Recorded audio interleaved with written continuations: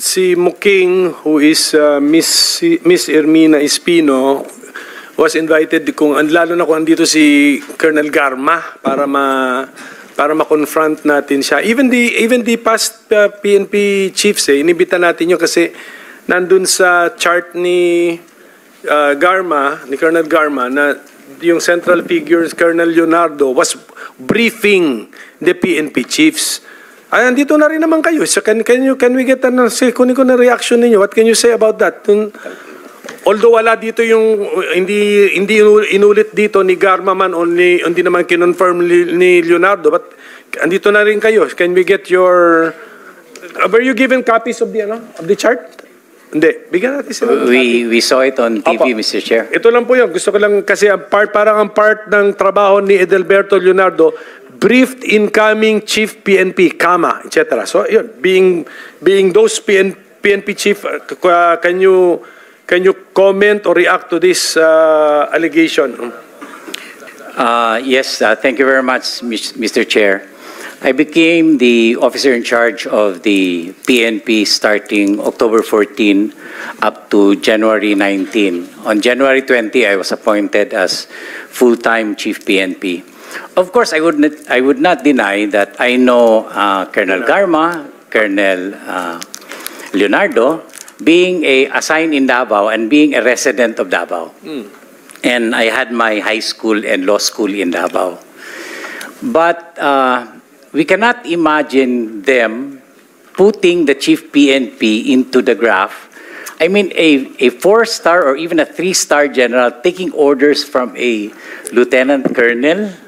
Hindi naman order, sir, but a briefing on the drug situation. Not even, Okay, because we rely extensively on the knowledge that the PNP has. We have a specific directorate taking care of that, which is the Directorate for Intelligence.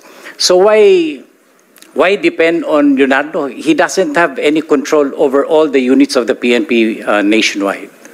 So no, Mr. Chair, we deny that we are included, and that that graph or whatever drawing that he presented is not true. You were never briefed by Leonardo on the drug situation when you were incoming or when you were incumbent PNP chief. He cannot afford to brief me, Mr. Chair. Because I'm more knowledgeable than him. Okay. So how about the others po? Ganun ba? Your Honor, just like General Gamboa, I have no briefing before I became the chief PNP. We get our instructions from the President because the President is regularly conducting a monthly meeting with us, sir. And he relayed the instructions through our SILG, sir. So we follow the flow of communication, sir. Thank you, sir. Thank you, General Danao, sir. Okay. Yes, sir. I became the officer in charge from May 2022 only, sir. So 3 months. It's election time.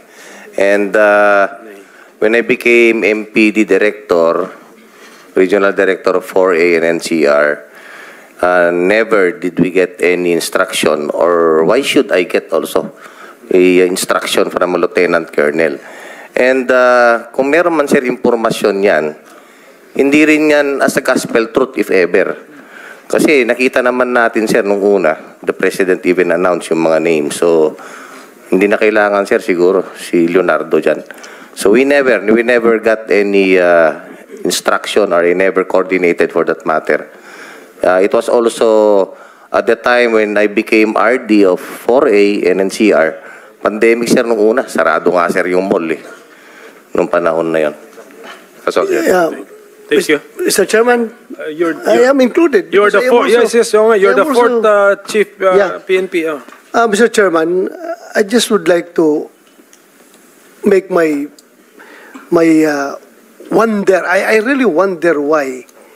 How come a lieutenant colonel is going to brief a 4-star general on what particular field of interest about the drug situation? If I need a briefing about the drug situation of the country, I ask the General Aquino. He is the PDEA Director General. I asked the Director for Intelligence because alam niya yung pangyayari sa Pilipinas. Or I may ask General Ferro, my anti-illegal, my drug enforcement unit chief. Why do I have to get a briefing from a lieutenant colonel coming from a region assigned to sa Region 11? So I don't see, I cannot, wala akong maisip na dahilan bakit ako magpapabrief dyan sa isang, at that time, he was still major ata, hindi pa lieutenant colonel. Lieutenant colonel naman, nung ako nag-CPNB, never, even a single instance na nag-report yan sa opisina ko, either Leonardo or Garma, they never reported to me. They never report to me. Walang, hindi na kahit isang instance man lang na nag-report sa akin yan. Much more, yung pagbibriefing sa akin. Who are they to brief me? I am the chief PNP. Baka sabihan ko pa siya, you sit down, I will brief you. Mr. Chairman, that's all. Thank you. Thank you. Mr. Chair. Yes, Senator Villanueva, yes. It's on a different Si Muking, tama ba yung pagkarinig ko kay Presidente that sometimes namimigay ka ng pera? Kung totoo yun, anong konteksto nun? Actually, Mr. Chair, hindi po ganun ka-elaborated yung sinabi po ni former President. Na-mention ko po kanina, Mr. Chair, na hindi po ako ang disbursing officer. So, ang sinasabi niya pong support, Mr. Chair, is yun pong office supplies, office equipments, and yun pong gasoline po na binibigay namin sa mga precinct commanders po in every precinct po sa Davao City. So cash na yun? No po, Mr. No cash po, Mr. In a form of... voucher, mga ganon? Yes, meron po kaming tinatawag na gas slip po, Mr. Chair, yung parang PO slip. Yun po yung kinukuha ng mga police in charge doon sa nakadesignate din po na personnel at hindi po directly from me, Mr. Chair. So can you tell us ano yung mga nahawakan mo ng posisyon sa gobyerno from the LGU of Davao up to kung sa national man? I entered the city government of Davao in 2001. I was appointed as Community Affairs Officer 1 up to Community Affairs Officer 3. Then before the end of the mayorship of the former president, I was promoted again to Supervising Management Officer.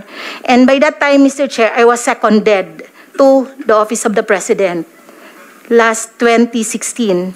So at nung natapos na din po yung term ni Mr. President, nabalik na din po ako sa City Government of Davao, occupying the same position.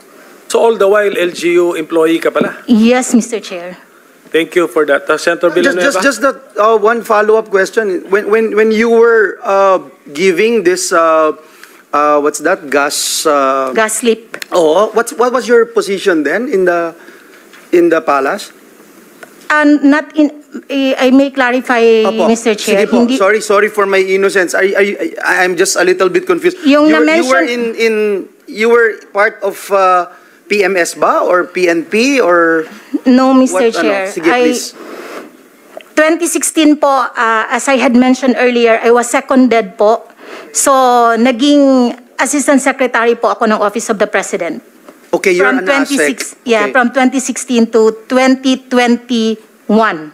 And was promoted again to Undersecretary in 2022 before the end of his term. So ASEC naging USEC. Naging national government employee ka? Yes, Yes. as I had mentioned earlier, Mr. Chair, I was seconded po. Hindi, seconded. Ibig sabihin seconded. Don't you remain an employee of the can't- your mother agency? You keep the original position, Mr. Chair, but the moment you will be seconded to the different office, you will keep the position of the new office, of the adopted office. Sino nagpasweldo sa'yo? Sige, para lang ma-simplify. Office of the President po, Mr. Chair. So gano'n. Tapos, pagbalik mo na lang sa LGU, parang yung seniority mo doon tuloy-tuloy. Tama? Ganun ba yan? Nabalik po ako sa dati ko pong position, which is the Supervising Administrative Officer. Oo nga, pero counted yung 6 years mo na as if Plantilla po, permanent position po. sige. Anyway, Yeah, Mr. i-research na lang Yes, namin Mr. yan. Chairman, Sige po. I will no longer belabor the point. I was just trying to understand clearly from the allegations being hurled against her, Mr. Chairman, but I will just pursue it next time. Mr. Chairman, considering that we have the ES here, the Internal Affairs Service, I would just like to point out, Mr. Chairman, that this representation had been emphasizing the importance of accessibility and enhancing the accessibility of our kababayans to the PNP Internal Affairs Service. And I was looking at the reports here. Nakalagay po dito that based on ES 2023 annual report, 1,777 out of 1,844 police stations, or 96%, have established ES desks. This is the correct figure, sir. And as of May 2023, there were 4,098 trained ES desk personnel. Is that the correct statement? Actually, Mr. Senator, ano na po Dated- yan? Noon pa to? Noon pa po yan. As of now, that ESDS it has been discontinued because we don't have enough personnel to man all of those desks, Mr. Chair. So yun ho yung problema doon. So who are manning such desks now, Your Honor? Mr. Chair, if there are personnel available, that these are more in the urban areas. In the suburban and rural areas, we don't have enough personnel. So in the urban areas, we do have a few remaining, but majority... So to date po, sir, I'm sorry, to date, how many ES desks po in public spaces have been established or operating for that I will get the exact figure, Sige, Mr. Chair. Kahit next time na lang. And one last thing, Mr. Chairman, no, nakita ko lang kasi and I cannot just ignore the fact that the IAS reported a 100% case resolution rate in 2022, attributing the same to the implementation of the case management information system, which has revolutionized the way internal investigations are conducted. Mr. Chairman, while this is a commendable feat, I wanted to know sana, Mr. Chairman, what does the term case resolution mean? Suspension of officers po ba? O cases have been filed against erring officers? From the IAS resolution po ba, may mga actions that are implemented or taken against erring officers? Ano yung reparations na I suppose were made to the relatives of the victims, if any, Mr. Chair? Please. Mr. Chair, the 100% case resolution refers to the timeline within which all of the administrative cases should be resolved. Dahil po ito ay summary hearing. So target yun, no? Targets po yun. Ano? So within a certain period or within a certain timeline, we should be resolving all of these cases from the start up to the end, which is the time when we render a resolution for elevation to the Chief PNP. Because our decisions in IAS is only recommendatory, Mr. Chair. Sir, one last po. If has there been any instance where a police was found guilty by the court but the IAS found differently in its internal investigation or vice versa? I can recall, but this will be more anecdotal because I don't have the files with me, Mr. Okay Chair. lang po. But we do have cases where, in fact, it's the other way around. We have exonerated them, but the court found them guilty. Okay. So Thank you, we have Mr. those Chairman. situations, Mr. Chair. Thank you for that clarification. Thank you, Mr. Chair. Colonel Grijaldo, kayo ba'y nag-oath kanina? Yes, Nag-oath sir. kayo kanina sa Yes, start? Opo, sir. Kasi itong sabi ni Congressman Abante, there's no truth to your accusations daw. Anyway, so I'm sure ready ka naman sigurong panindigan yung sinabi mo. Ha? Yes, sir. I will, sir. Sige. Okay, Saka Mr. Chairman, si Colonel Espinido nandito rin. Baka pwede rin natin siyang tanungin kung may experience din siyang ganun. siguro naman, Colonel Espinido, gusto mo sagutin yung tanong? Kasi I'm sure kung meron ka sigurong ganun, Sasabihin. i-volunteer mo You na will also information. volunteer. Kayo ba'y na-pressure na kung ano man yung sinabi mo sa Quadcom, itinuro ba sa iyo yun, na yun ang sabihin mo? O wala? Wala, sir. Wala naman, Hindi, ano? hindi. Personal ko, sir. Personal knowledge yan. So sa gamay lang. Sige, Senator Batoy, you want to interject something? Before Senator Bongo, just a quick Yes, go ahead, manifestation, Senator Mr. Chair. I would like to reserve my question to Colonel Espinedo in the next hearing. Pag andito na si Kerwin Espinosa at si Ronnie Dayan, Mr. Chair. That's all. Yes, sir. Thank you. Mabalik ka next hearing, ha? Thank you. Thank you, Mr. Chair. Ang next hearing, we will have to set the schedule pa. So ngayon, wala pa tayong fixed schedule. Babalik po kayo lahat, pero except siguro mga PNP chiefs, unless you want to confront, unless panindigan ngayon yung chart, ano namin kayo, tawagin namin ulit kayo. Mr. Chair, kapag andyan kasi sila, Mr. Chair, hindi aalis si President Duterte. Gusto sila- Kaya kasi sila palagi tinuturo. Nandito sila, andito. Kaya hindi na natin ibitahin to sila uli para mabilis umalis si President Duterte. Thank you, Mr. Chair.